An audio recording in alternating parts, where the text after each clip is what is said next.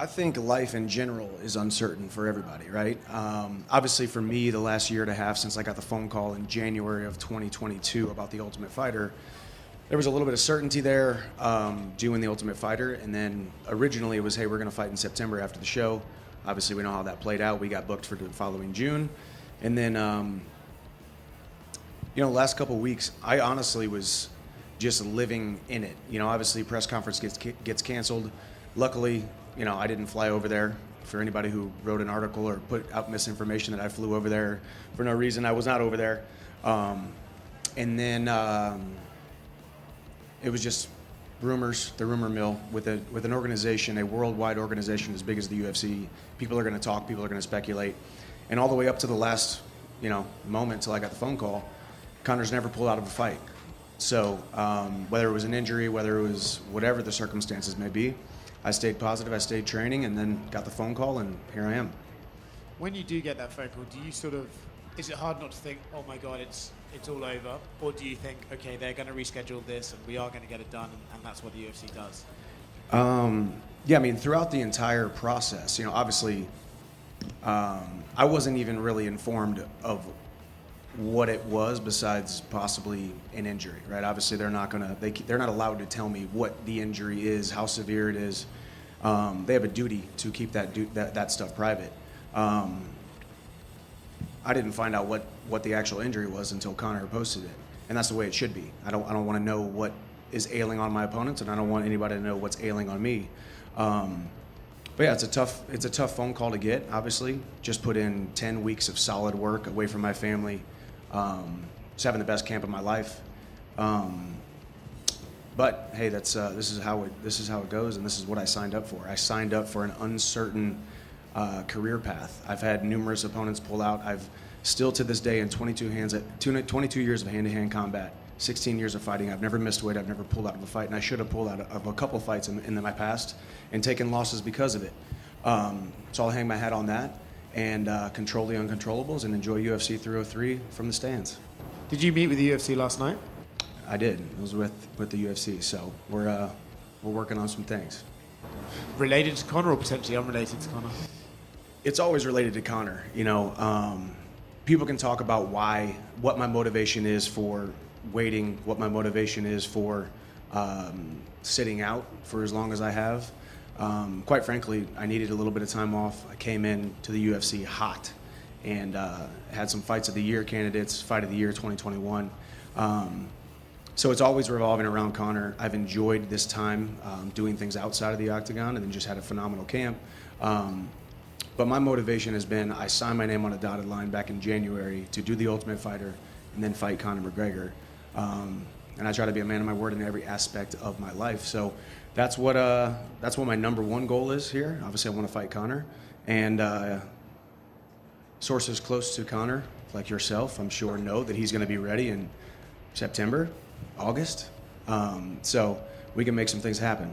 Well, what was your reaction when the injury was revealed to be, broken toes? Because I think some fans and pundits thought it'd be maybe a little more serious injury than that.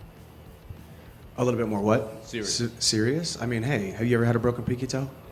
You have? Yeah. I don't know if I have had a broken pinky toe. Now, yes, it's probably the most insignificant of toes. I would give them that. Or I would give the pundits that. I think there's actually a significant portion of the populace that their pinky toes didn't even touch the ground. I think it's called hanging toe syndrome. But I think, if anything, two things when it comes, or a couple of thoughts on this whole thing. Obviously, the reason I've been able to sit out for as long as I have is because I'm not just a fighter. I'm a fighter who is a businessman and an entrepreneur and a father, and I have all these things going on. And even when I'm not fighting, I have not called the UFC one time for a paycheck while I'm doing all of this stuff. I have money coming in. I'm able to support my family.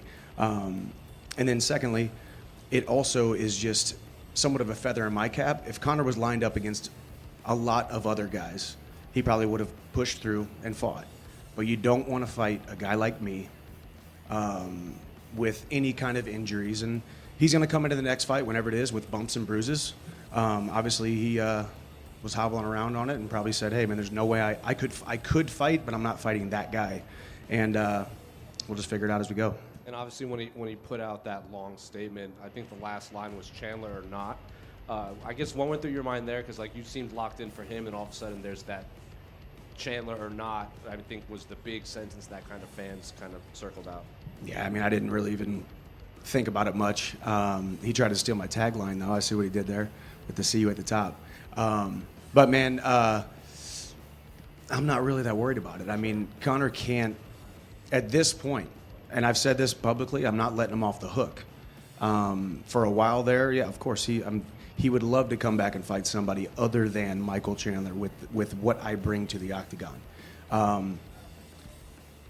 I think there's no way he comes back to the UFC and doesn't fight me. So if I do pivot, if there are other names being thrown out, if there are huge fights that I can go ahead and pivot and take, whenever he is ready to come back, his road back to the UFC goes straight through Nashville, Tennessee, and Michael Chandler, and that's it.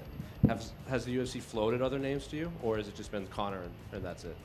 I mean, we've always been focused on Conor. Obviously, the UFC has a duty to look at other options. There's some great options out there, a lot of options that you guys have all heard, and I love fighting. I love fighting big names, big fights, big venues, big opportunities, and I've got a lot of options, but we're still focused on Conor. Has a date been presented to you? A date has not been presented to me, but we've got some dates. It's been floated that Conor would be ready either August or September. If it's September, then that puts it at the event at the Sphere. Sphere would be great. Like you said, it's 10 weeks away. I'm not a doctor, but I know a pinky toe doesn't take too long to heal. That would be massive. You know, it sounds to me like it's going to be a one and done type of event. Dana has touted it as the biggest event in UFC history, and it may never be done before. And if you want to do the numbers that they want to do, it seems as though this fight between myself and Conor would fit the bill. I am not the one to make those decisions, but the UFC knows I always have my work boots on, and I'm ready to go tomorrow if they want to go. I'm not fighting you, but I did break my pinky toe twice last year. Oh my Just gosh. saying. So how long does it take to recover? I got on 6-inch heels. Oh, see? We're good. We're Just good. saying. Connor's wearing slippers at Bellator fights, so he's the Bellator tick. Yeah, I think it would be, it's going to be very satisfying when I make true on my word to show up whenever the next date is and knock him out. It was going to be the second round, and now he lit a fire under me. It's probably going to be the first round.